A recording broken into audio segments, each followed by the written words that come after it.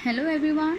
So today we will do some numericals related to the topic electric field. So let's start with the first numerical. Two charges of plus 10 microcoulomb and plus 40 microcoulomb respectively are placed 12 centimeter apart. Find the position of point where electric field is 0. So see statement में हमें क्या given है? Two charges given है, दोनों ही positive charges हैं, ये dipole नहीं है अब, ठीक है, दोनों ही पॉजिटिव चार्जेस हैं, मैग्नीट्यूड दोनों का डिफरेंट है एंड दोनों को हम प्लेस कर रहे हैं 12 सेंटीमीटर अपार्ट, ठीक है। तो हमें वो पोजीशन फाइंड करनी है जिस पोजीशन पर इन दोनों चार्जेस के कारण इलेक्ट्रिक फील्ड कितनी होगी, 0, ठीक है। सो इन सॉल्यूशन सबसे पहले तो हम कोई पॉइंट अपनी तरफ से मान लेंगे। Let P be the point at a distance x from the charge plus 10 microcoulomb where electric field due to plus 10 microcoulomb and plus 40 microcoulomb is 0, ठीक है। अब हम इसके डायग्राम ड्रॉ करेंगे, इसे ध्यान से समझना। सपोज हमारे पास ए बी पॉइंट्स पर क्या है, दोनों चार्जेस पड़े हुए हैं, plus 10 microcoulomb and plus 40 microcoulomb and A and B points में जो डिस्टेंस है उसे हम आर लेंगे एंड आर की वैल्यू हमें गिवन है, इट इज़ 12 सेंटीमीटर। और हमें क्वेश्चन में बोला गया है कि वो पॉइंट फाइंड करें जिस पॉइंट पर इन दोनों चार्जेस के कारण इलेक्ट्रिक फील्ड कितनी होगी, 0। सो ऐसे पॉइंट्स को, जिन पॉइंट्स पर नेट इलेक्ट्रिक फील्ड 0 हो, उन्हें हम बोलते हैं न्यूट्रल पॉइंट्स।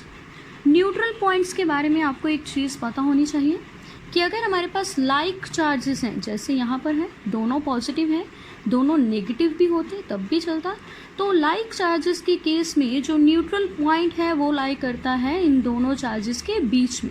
मीन्स यहाँ कहीं वो न्यूट्रल पॉइंट होगा जिस पॉइंट पे इन दोनों चार्जेस के कारण नेट इलेक्ट्रिक फील्ड क्या होगी, 0 होगी।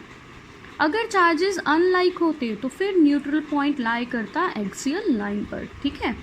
एंड वन मोर थिंग, अगर ये चार्जेस इक्वल होते, मैग्नीट्यूड इनका इक्वल होता, ये 10 माइक्रोकूलम है, अगर ये भी 10 माइक्रोकूलम होता तो न्यूट्रल पॉइंट लाई करता मिड में, दोनों चार्जेस के मिड में ये न्यूट्रल पॉइंट लाई करता। बट यहाँ पर चार्जेस की वैल्यू सेम नहीं है, मीन्स यहाँ पर न्यूट्रल पॉइंट मिड में लाई नहीं करेगा। तो हम क्या करेंगे, अपनी तरफ से कोई पॉइंट अज्यूम कर लेंगे एंड मान लेंगे कि उस पॉइंट पर नेट इलेक्ट्रिक फील्ड क्या है, 0 है इन दोनों चार्जेस के कारण, ठीक है। तो वो हमने स्टार्टिंग में लिख दिया सोल्यूशन के कि P क्या है हमारा, वो पॉइंट जिस पॉइंट पर नेट इलेक्ट्रिक फील्ड क्या है, 0, ठीक है। एंड वो कितने डिस्टेंस पर है, x डिस्टेंस पर फ्रॉम चार्ज प्लस 10 माइक्रोकूलम, ठीक है। सो हम मान लेते हैं यहाँ कहीं सेंटर में है, नहीं लेंगे हम पॉइंट। सो सी ये है वो पॉइंट जिस पॉइंट पर नेट इलेक्ट्रिक फील्ड दोनों चार्जेस के कारण क्या है, 0। सो सी मैंने पॉइंट ड्रॉ कर दिया है। P क्या है हमारा, न्यूट्रल पॉइंट, जो कितने डिस्टेंस पर है, प्लस 10 माइक्रोकूलम से x डिस्टेंस पर है, ठीक है। अगर ये प्लस 10 माइक्रोकूलम चार्ज से x डिस्टेंस पर है तो प्लस 40 माइक्रोकूलम चार्ज से कितने डिस्टेंस पर होगा, सी ये टोटल डिस्टेंस हमारे पास r है, तो ये बचा हुआ डिस्टेंस कितना होगा, r माइनस x, ठीक है। तो मैंने दोनों डिस्टेंस लिख लिए हैं यहाँ पर।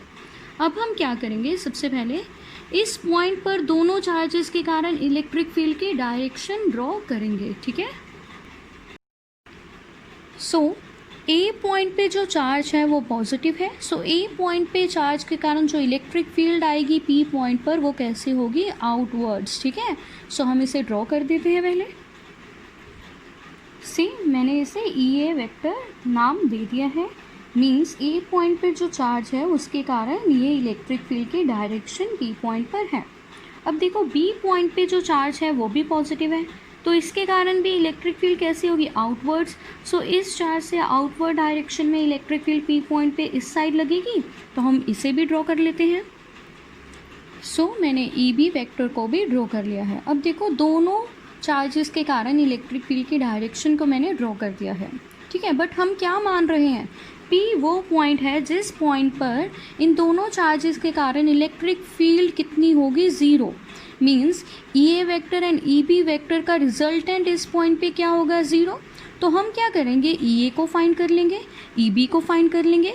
सिंस दोनों के डायरेक्शंस क्या है, ऑपोजिट, सो इन दोनों का रिजल्टेंट मीन्स दोनों को सब्ट्रैक्ट करेंगे एंड वो सब्ट्रैक्शन किसके इक्वल आना चाहिए, 0, बिकॉज हम मान रहे हैं कि ये पॉइंट क्या है, न्यूट्रल पॉइंट, यहाँ पर नेट इलेक्ट्रिक फील्ड क्या है, 0। ठीक है, सो हम EA माइनस EB करेंगे एंड उसे इक्वल टू 0 कर देंगे, वहाँ से हम ये x डिस्टेंस फाइंड कर लेंगे। ठीक है, सो अब हम इलेक्ट्रिक फील्ड्स की वैल्यूज़ लिखेंगे। So electric field at P due to Q1 charge, so वो क्या है, EA, इसे आप ऐसे भी लिख सकते हैं, किसी भी वे में आप लिख लें। EA किसकी इक्वल होगी, 1/4πε0, चार्ज क्या है, Q1, Q1 की वैल्यू क्या है, +10 माइक्रोकूलम, वो हम लास्ट में पुट करेंगे, डिवाइडेड बाय P पॉइंट से ये चार्ज कितने डिस्टेंस पर था, x पर, सो x का स्क्वायर। ठीक है, सो ये तो है EA।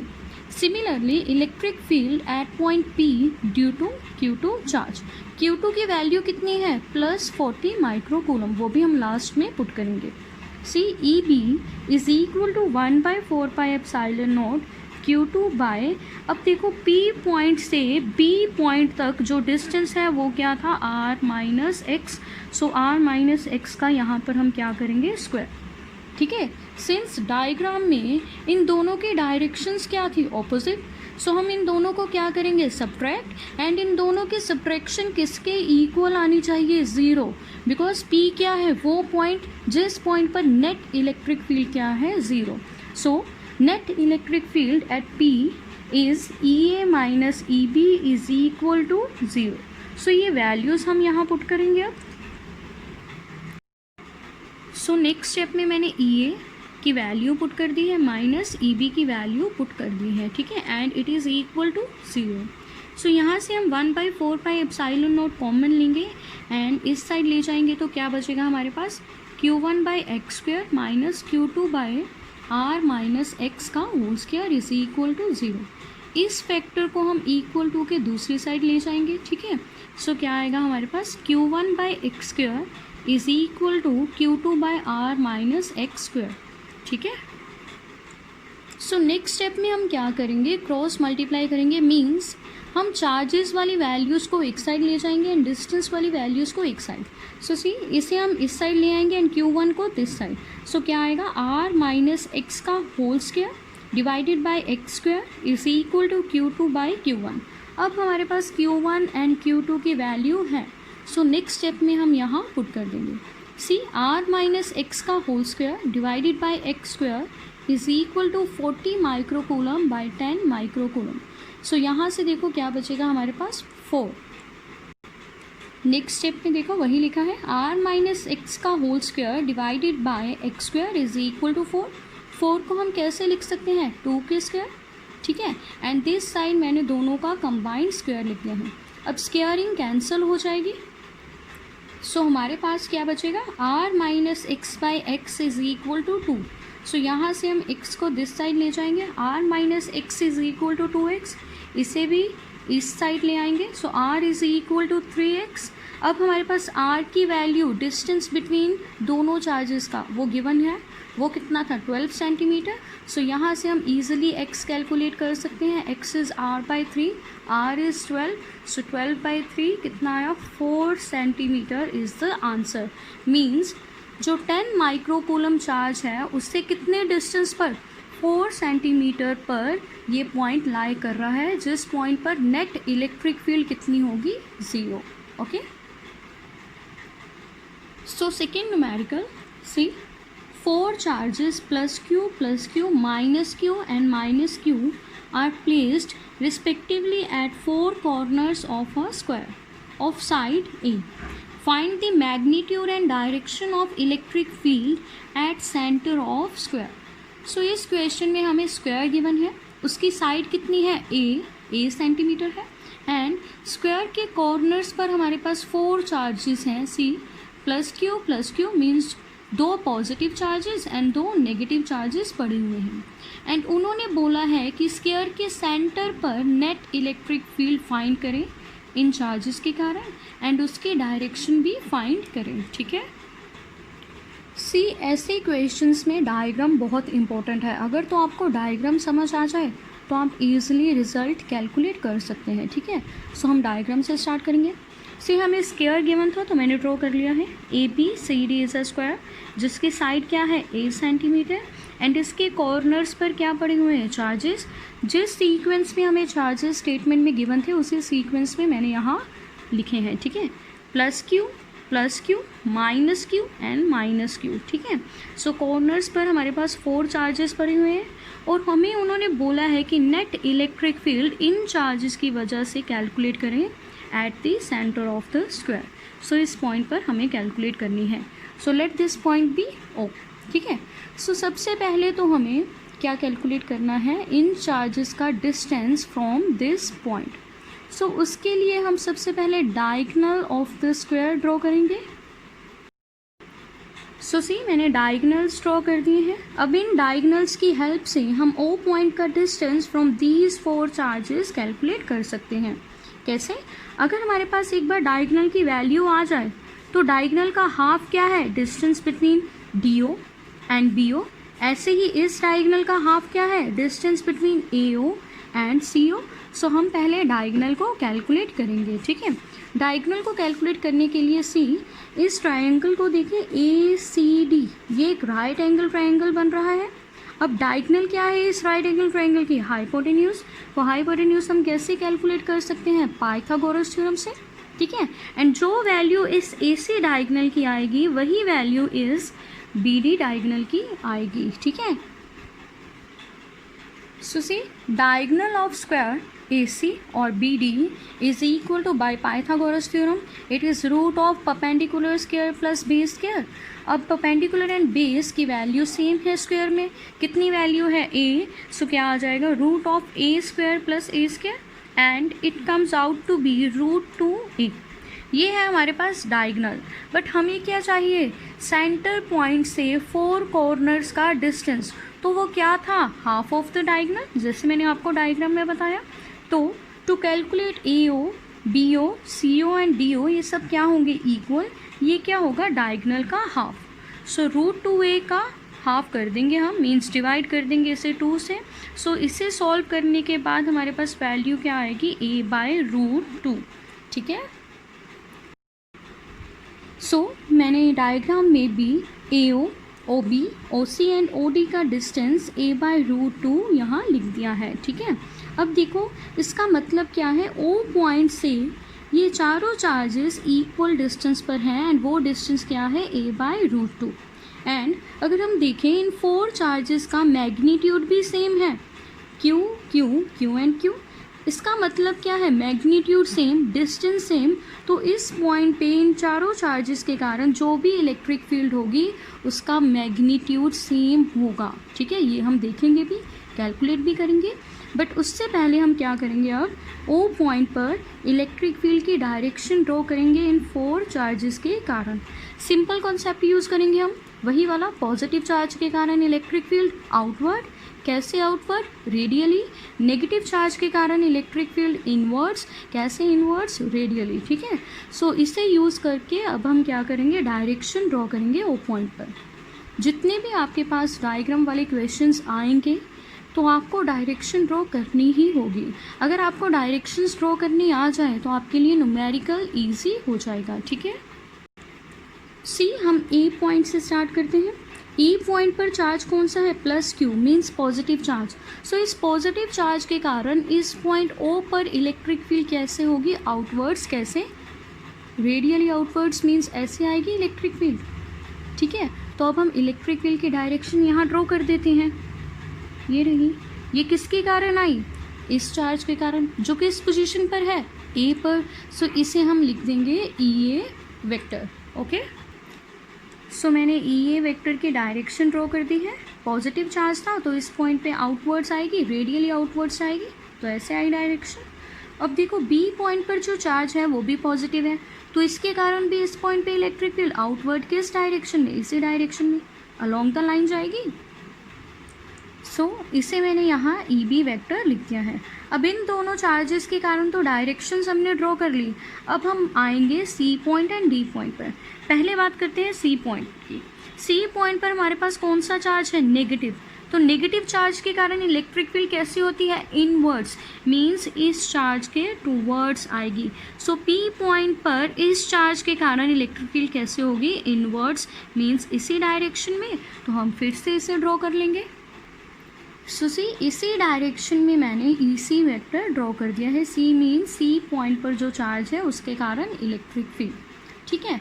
अब डी पॉइंट पर भी जो चार्ज है वो भी नेगेटिव है, तो इसके कारण जो इलेक्ट्रिक फील्ड होगी ओ पॉइंट पर वो कैसे आएगी, इनवर्ड्स, ठीक है। सो हम इसे भी ड्रॉ कर लेते हैं। ये क्या होगी हमारे पास, ई डी वेक्टर, ठीक है। अब हमने इलेक्ट्रिक फील्ड्स की डायरेक्शंस ड्रॉ कर ली हैं, किन चार्जेस के कारण, इन 4 चार्जेस के कारण, ठीक है। सो अब हम क्या करेंगे, इनका मैग्नीट्यूड फाइंड करेंगे, ये वेक्टर का, ई सी वेक्टर का, ई डी वेक्टर का एंड ई बी वेक्टर का। मैग्नीट्यूड फाइंड करने के बाद इनकी डायरेक्शंस देखें। सी इस ओ पॉइंट पर अगर मैं E A and E C vector की डायरेक्शन देखूँ तो सेम है, मींस हमें इन दोनों को ऐड करना होगा। तो इन दोनों को ऐड करने के बाद जो आंसर आएगा वो हम मान लेते हैं वो कितना होगा, E2 वेक्टर, ओके। सिमिलरली अगर हम इन दोनों वेक्टर्स को देखें, E B vector and E D vector को, इनकी डायरेक्शन भी क्या है, सेम है। तो इन दोनों को भी हमें क्या करना पड़ेगा, ऐड करना पड़ेगा। तो इन दोनों को ऐड करने के बाद सपोज रिजल्ट क्या आ रहा है, E1 वेक्टर। इन दोनों का रिजल्ट क्या आएगा, E2 वेक्टर। इन दोनों का रिजल्ट क्या आएगा, E1 वेक्टर। तो देखो इन दोनों का रिजल्ट E1 वेक्टर, इन दोनों का result E2 vector. E1 vector की डायरेक्शन यही होगी, E2 वेक्टर की डायरेक्शन भी यही होगी।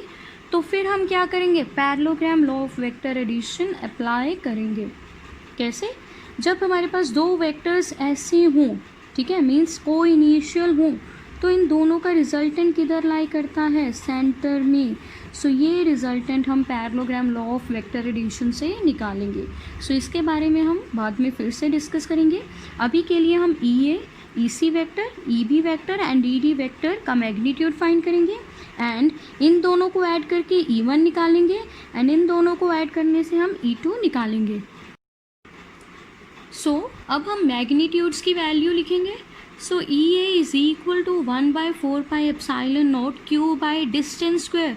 सो ए पॉइंट का ओ पॉइंट से कितना डिस्टेंस है, a/√2। सो इसका स्क्वायर करेंगे।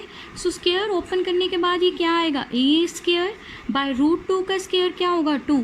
सो ये नीचे वाला जो 2 बचेगा स्क्वायर करने के बाद उसे हम ऊपर इसके साथ लिख देंगे। तो ये की वैल्यू क्या आएगी, 1/4 पाई एप्सिलॉन नॉट 2q, ये नीचे वाला 2 ऊपर चला गया, 2q bye a square.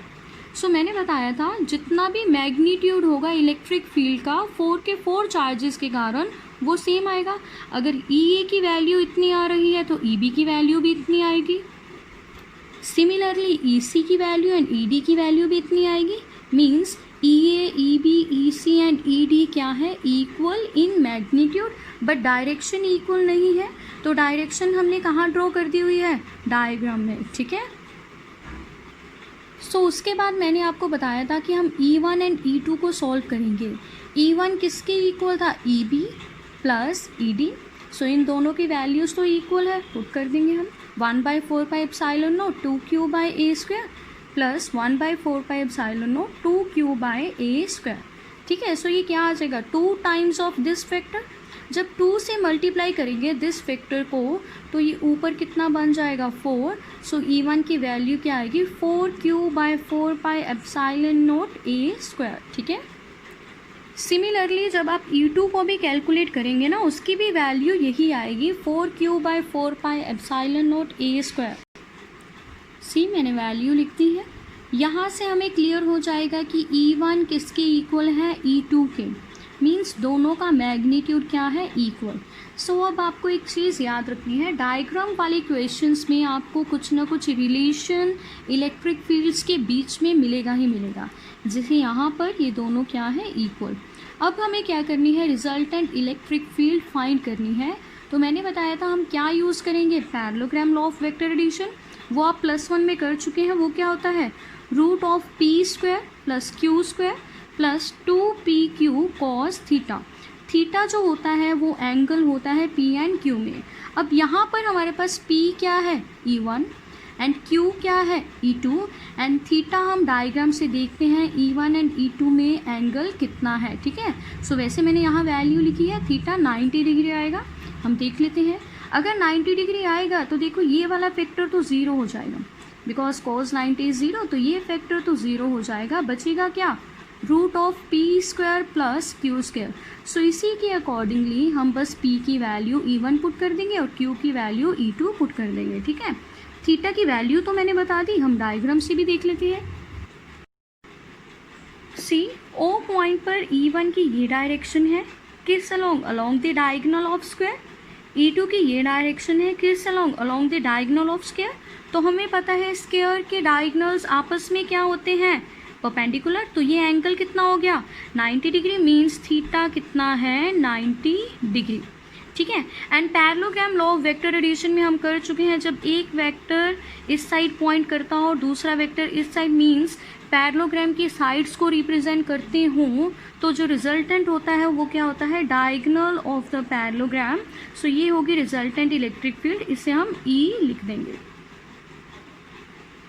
So E means net electric field या resultant electric field is equal to √P की वैल्यू जैसे मैंने बताई E1² + E2²। अब E1 E2 एक दूसरे के इक्वल हैं, तो E2 को हम E1 भी लिख सकते हैं। ठीक है, तो क्या आएगा, E is equal to √2E1, यहाँ पर स्क्वायर आएगा। ठीक है, स्क्वायर। अब देखो रूट को ओपन करते, E इज इक्वल टू क्या आएगा, √2 × E1। ओके, E1 की वैल्यू हम पुट कर देंगे जो थी हमारे पास 4q/4πε0a²। ठीक है, and √2 as it is. So next step में इसी को एडजस्ट करके मैंने लिख दिया है, E is equal to 1/4πε0, 4 as it is, √2 को हम अंतर लिया, √2 × q/a²। सो ये है net electric field means resultant electric field. इसकी डायरेक्शन मैंने यहाँ लिखी है parallel to BC and AD। ठीक है, सो हम इसे भी देख लेते हैं डायग्राम से। सी ये डायरेक्शन है नेट इलेक्ट्रिक फील्ड की, ये किसके पैरेलल है, BC एंड AD के, तो वही मैंने वहाँ लिखा है।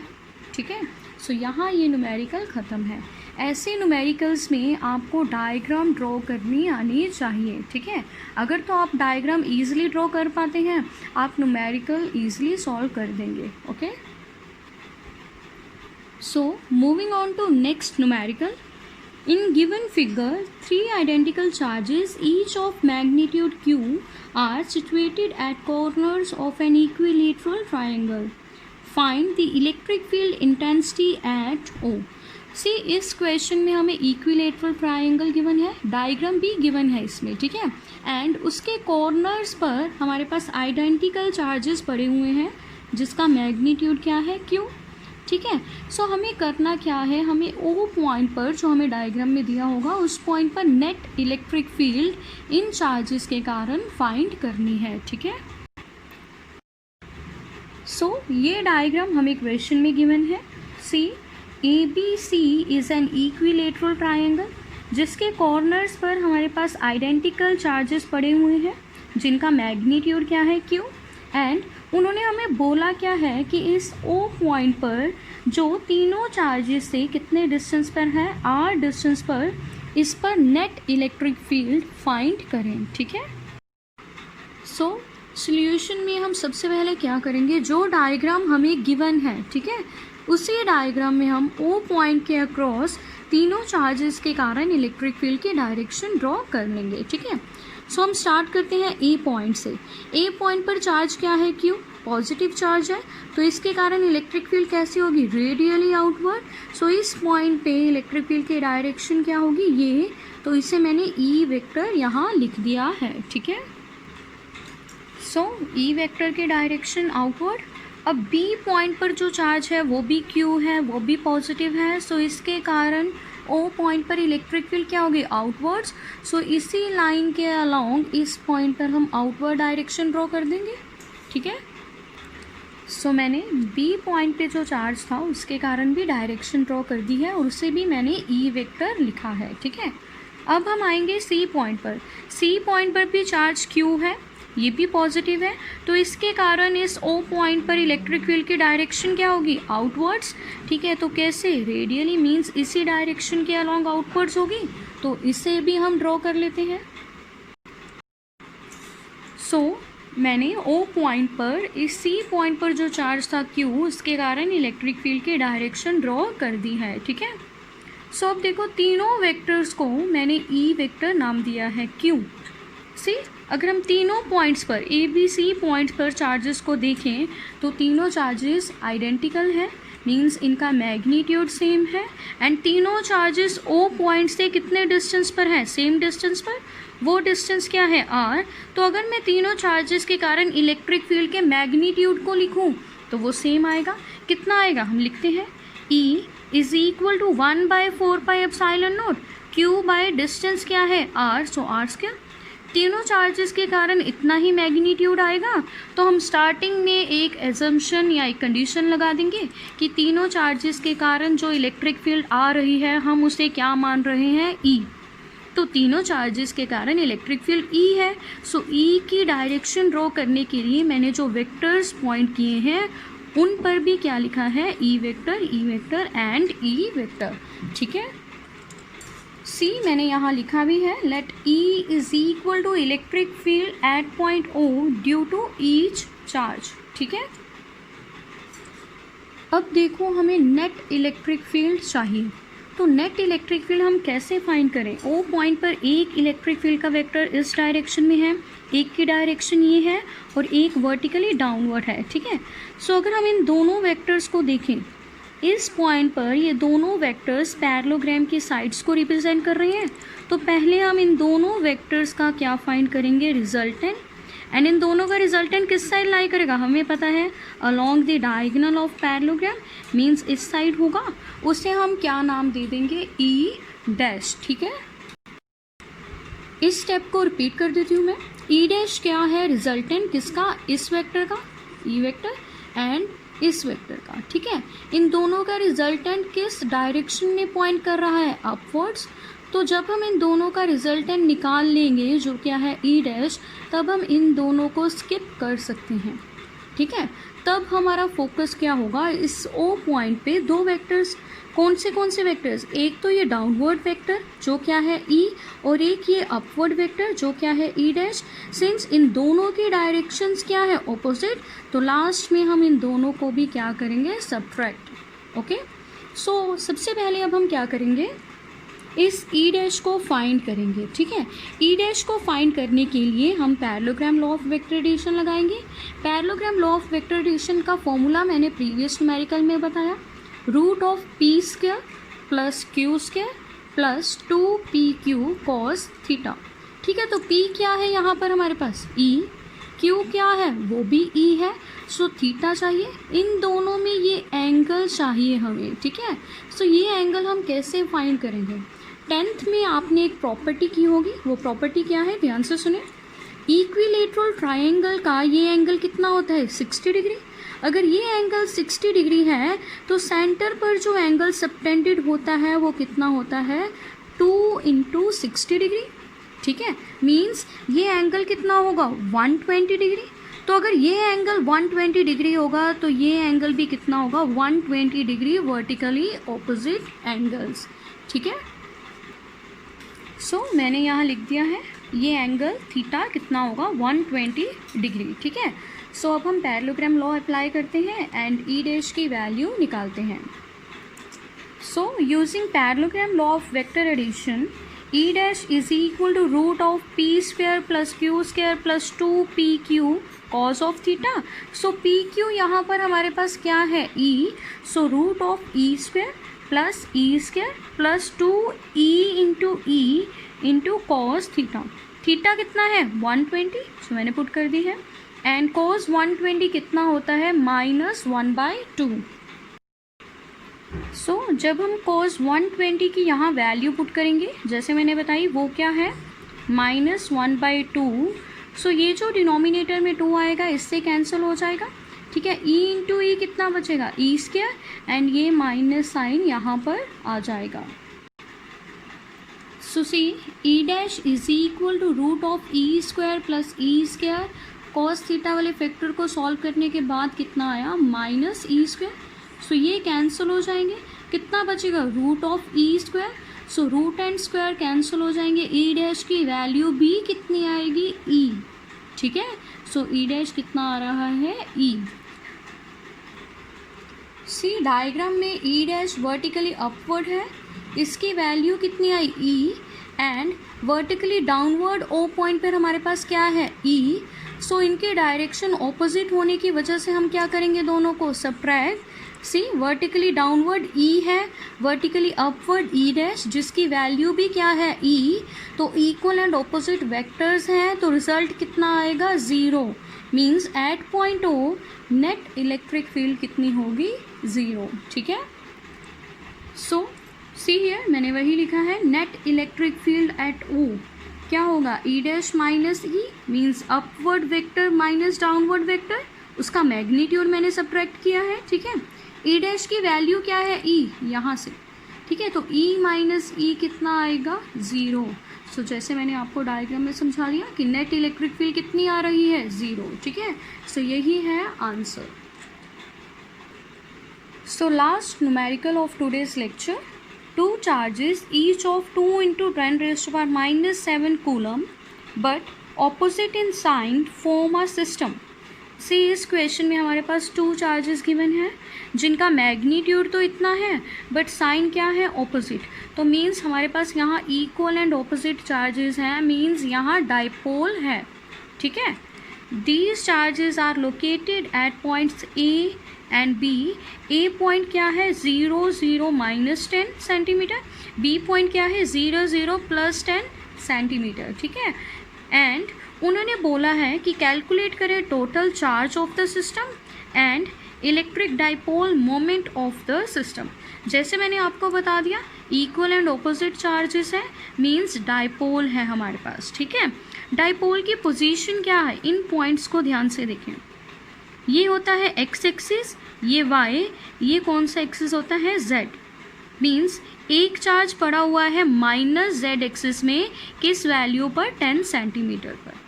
दूसरा चार्ज पड़ा हुआ है प्लस जेड एक्सिस में, किस वैल्यू पर, 10 सेंटीमीटर पर, ठीक है। इस 10 से हम क्या निकाल सकते हैं, डाइपोल की लेंथ। तो हमें फाइंड क्या करना है कि डाइपोल के पास टोटल चार्ज कितना है, ये तो हम ऑरली भी बता सकते हैं, ठीक है, वो भी मैं आपको समझा देती हूँ। एंड देन हमें फाइंड करना है कि इलेक्ट्रिक डाइपोल मोमेंट कितना होगा, ठीक है। सो सी डाइपोल के पास चार्जेस कैसे होते हैं, इक्वल एंड ऑपोजिट। तो टोटल चार्ज सिस्टम का क्या होगा, दोनों चार्जेस को हम ऐड कर देंगे, एक चार्ज पॉजिटिव है दूसरा चार्ज नेगेटिव है, जब हम ऐड करेंगे तो आंसर कितना आएगा, 0। तो टोटल चार्ज का आंसर तो मैंने बता दिया, टोटल चार्ज कितना आ रहा है, 0। ये हम लिख भी देंगे। क्यों 0 आ रहा है, because charges are additive in nature, ये आपने प्रॉपर्टी की होगी, ठीक है।